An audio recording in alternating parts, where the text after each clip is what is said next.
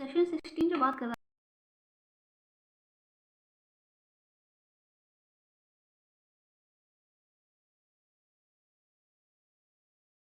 है बल्कि को सावधानी बरतनी होगी कुछ परिस्थितियों में। मतलब मोस्टली ये कहा जाता है कि क्रेता ने ये प्रिजम्पशन की जाती है कि सामान देखकर ही खरीदा होगा, वहाँ पर विक्रेता लायबल नहीं होगा। लेकिन कुछ कंडीशंस ऐसी आ जाती हैं जो सेक्शन 16 में दी गई हैं, जहाँ पर क्रेता लायबल होगा, सॉरी विक्रेता लायबल होगा, ना कि क्रेता। तो कंडीशन है जहाँ की मतलब हम गए, हमने कहा कि हमें इस तरह की क्वालिटी का माल चाहिए, ठीक है। तो वहाँ पर ये प्रिजम्पशन की जाएगी कि उसने जो हमने कहा है बिल्कुल उसी के अनुसार ही माल दिया है। लेकिन यदि वह इस तरह का होना चाहिए कि यूज़ करने योग्य होना चाहिए, और यदि हमने वाणिज्यिक वर्णन डिस्क्रिप्शन के अनुसार किया गया है तो वह किस तरह की क्वालिटी का होना चाहिए, माल वाणिज्यिक क्वालिटी का होगा। परंतु यदि हमें उस टाइम पर उसकी त्रुटियों के बारे में जो ऐसी परीक्षा से प्रकट हो जानी चाहिए थी, टाइम मिल गया था, मतलब उसने हमें दिखाया, हमने देख भी लिया, हमें मतलब पूरा अवसर था कि हम उसे अच्छे से चेक कर सकें, हमने नहीं किया, तो वहाँ पर विक्रेता लायबल नहीं होगा, ये क्रेता की ड्यूटी होगी, ठीक है। सेक्शन 16 मोस्ट मोस्ट इंपॉर्टेंट है। इस पर एक केस है ग्रैंड वर्सेस ऑस्ट्रेलियन का, ठीक है।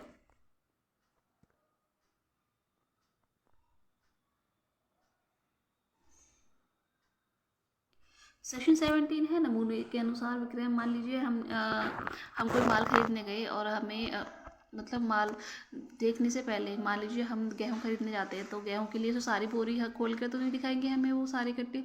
तो उसके लिए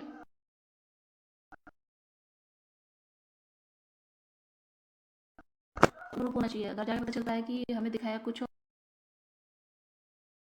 और वो शर्त संविदा का भंग होगा। ठीक।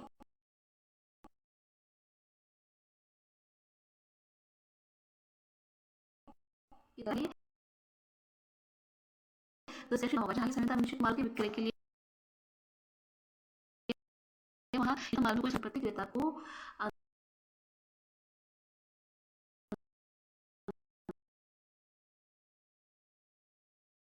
नहीं, जब तक निश्चित नहीं कर लिया जाता है संपत्ति माल का क्रेता को अंतरित नहीं होगा, ठीक है।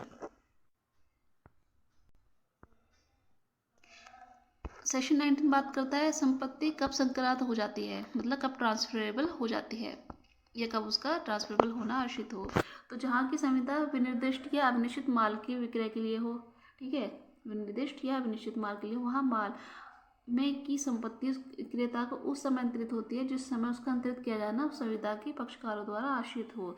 मतलब जैसा उन लोगों ने कॉन्ट्रैक्ट में कहा या किया है, उनके कॉन्ट्रैक्ट से उनका आश्रय लिया जा सकेगा, किस तरह से उन्होंने किया था कॉन्ट्रैक्ट। और पक्षकारों का आश्रय कहाँ से कहाँ तक दिया गया है, नियम जो नियम है आश्रय अभिनिश्चित करने के लिए, और सेक्शन 20 से 24 तक में अंतर्विष्ट है, ठीक है। तो चलिए देखते हैं। सेक्शन 20 कहता है कि परिदेय स्थिति में विनिर्दिष्ट माल, ठीक है, जहाँ की संविदा परिदेय स्थिति में निर्दिष्ट माल के विक्रय के लिए, वहाँ उस माल में की संपत्ति क्रेता को उस समय संक्रांत होती है जब संविदा की जाती है, ठीक है। तो कब मानी जाएगी परिदेय स्थिति में, जब वह संविदा की जाती है और यह तथ्यहीन है कि कीमत के संदाय का समय या माल के परिधान का समय या दोनों मुलतवी कर दिए गए हैं। सेक्शन 21 बात करता है विनिर्दिष्ट माल का परिदेय स्थिति में लाया जाना। कब लाया जाएगा, वह संपत्ति तब संक्रांत नहीं होती जब तक वह कर नहीं दिया जाता और क्रेता को उसकी सूचना नहीं हो जाती। मतलब कि जहाँ की संविदा विनिर्दिष्ट माल के विक्रय के लिए है और विक्रेता माल को परिधि स्थिति में लाने के प्रयोजन से माल के प्रति कुछ करने के लिए आबद्ध है। मतलब कि ये कॉन्ट्रैक्ट किया है कि तुम ये कार्य करोगे, माल परिधि स्थिति में होगा तो वहाँ संपत्ति दी जाती है। सेक्शन 26 मोस्ट इम्पोर्टेंट संक्रांत होगा, मतलब कि जहाँ कोई प्रॉपर्टी ट्रांसफर हो रही है तो रिस्क भी उसके साथ ट्रांसफर होगा, ठीक है। परंतु इसका एक परंतु है कि क्रेता या विक्रेता के कसूर से विलंबित हो गया है जहाँ, ठीक है, और वहाँ माल किसी हानि के बाबत उसे ऐसे कसूर के अथवा अभाव में न हुई होती, उस पक्षकार के जोखिम पर रहता है जिसका कसूर है। ये एक सुक्ति है रेस पेरी डोमिना, इस पर आधारित है। मतलब कि मान लीजिए कोई माल है, वो उसमें कोई त्रुटि हो गई है या कोई गायब हो गया, तो यहाँ पर लायबल कौन होगा? जो ओ करता है, उसे धारण करता है, ठीक है।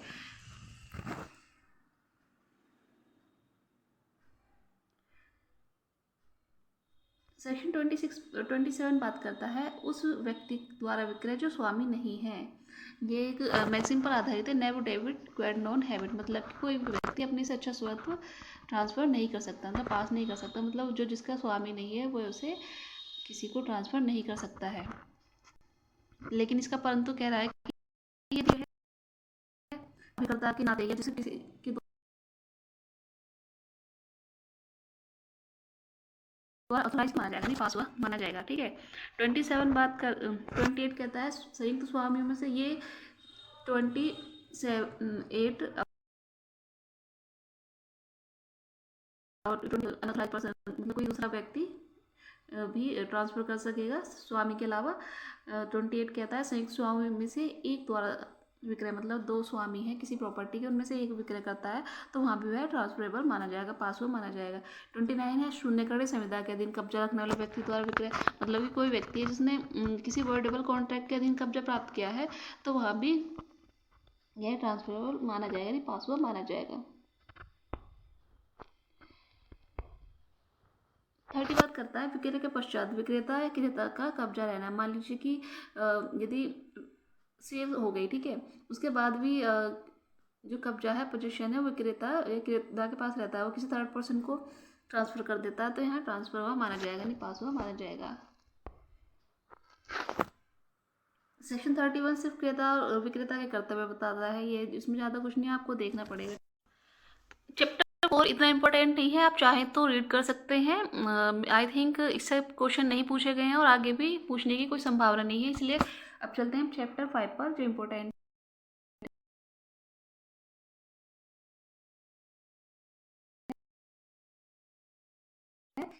नाम से पता चल रहा है कि जो सेलर है उसने प्रॉपर्टी दे दी लेकिन आपने उसको मनी नहीं दिया है, ठीक है। तो असल में विक्रेता की परिभाषा में ये आता है कि जबकि पूरी कीमत संदत या निवेदित न की गई हो, ठीक है। सेक्शन 46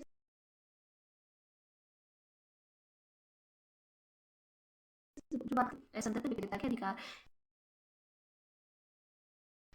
इस अधिनियम में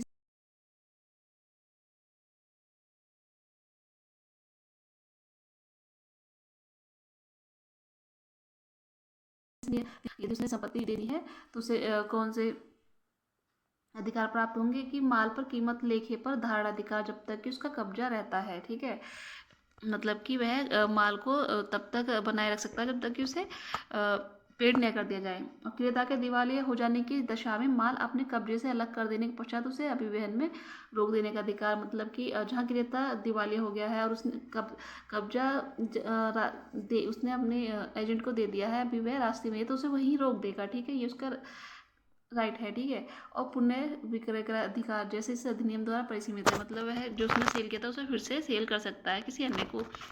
जहाँ की संपत्ति क्रेता को संक्रांत नहीं हुई है वहाँ असंदिग्ध विक्रेता को अपने उपचारों के अतिरिक्त परिधान के विधारण का ऐसा अधिकार प्राप्त है जो विक्रेता के उस धारण अधिकार और अभिवन में रोकने के अधिकार के समान और संविस्तीर्ण है, जो उसे उस दशा में प्राप्त होता जब क्रेता को संपत्ति संक्रांत हो जाती, ठीक है।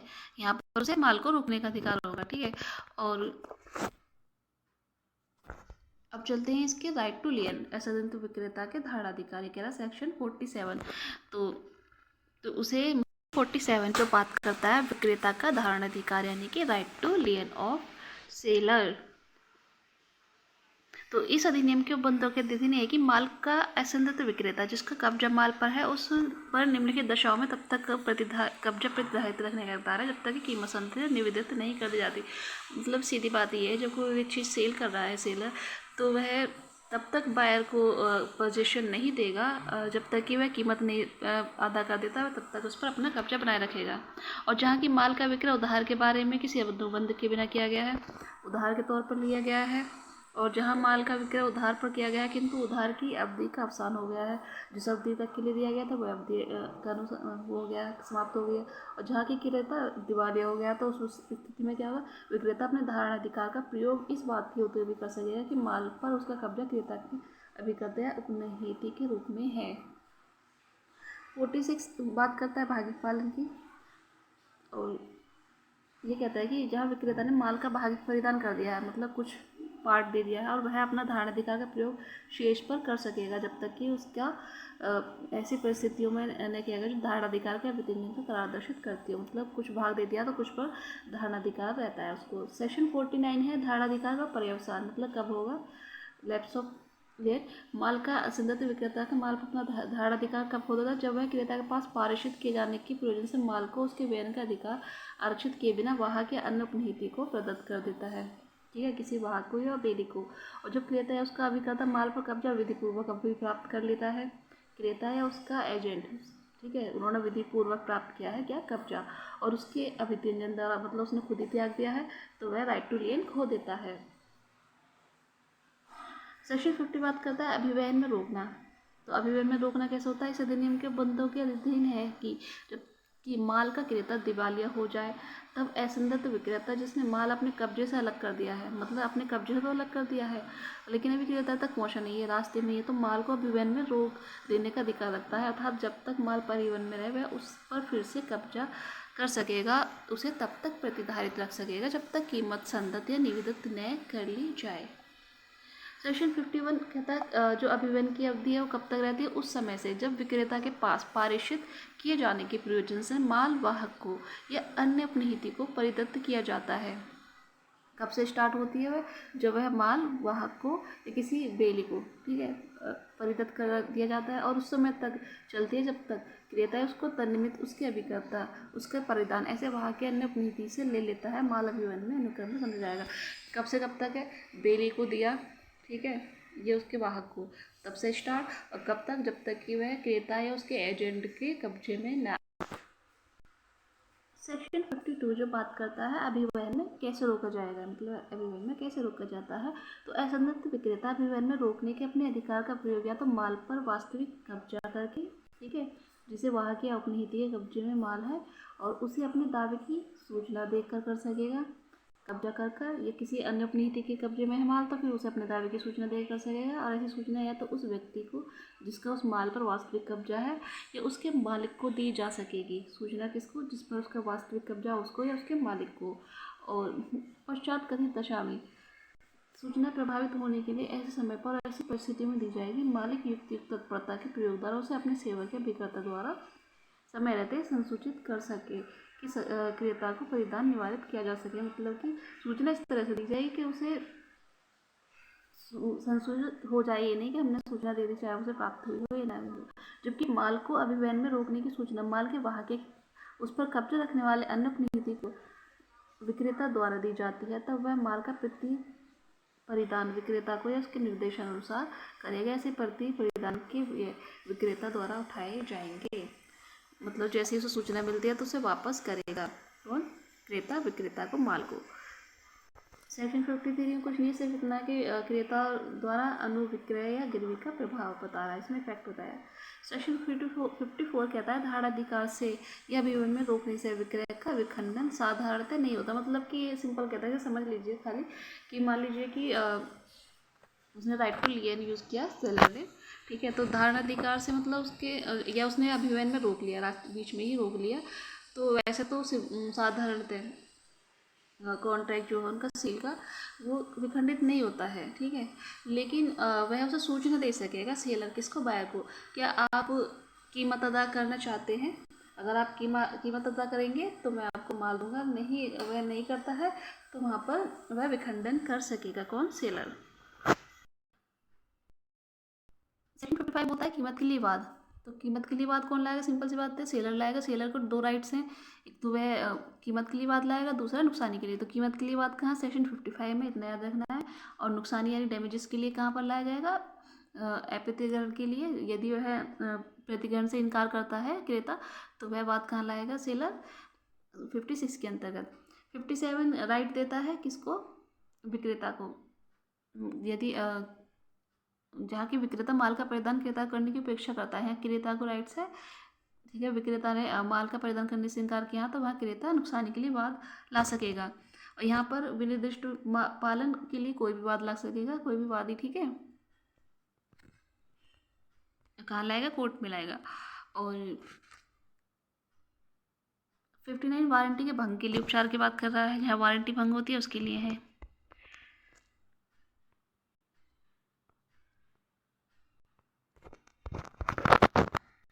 बाकी 66 सेविंग्स है, इतना इम्पोर्टेंट नहीं रह जाता है। मिसलेनियस है 62 चैप्टर 7। ओके, आई होप कि आपको समझ में आया होगा।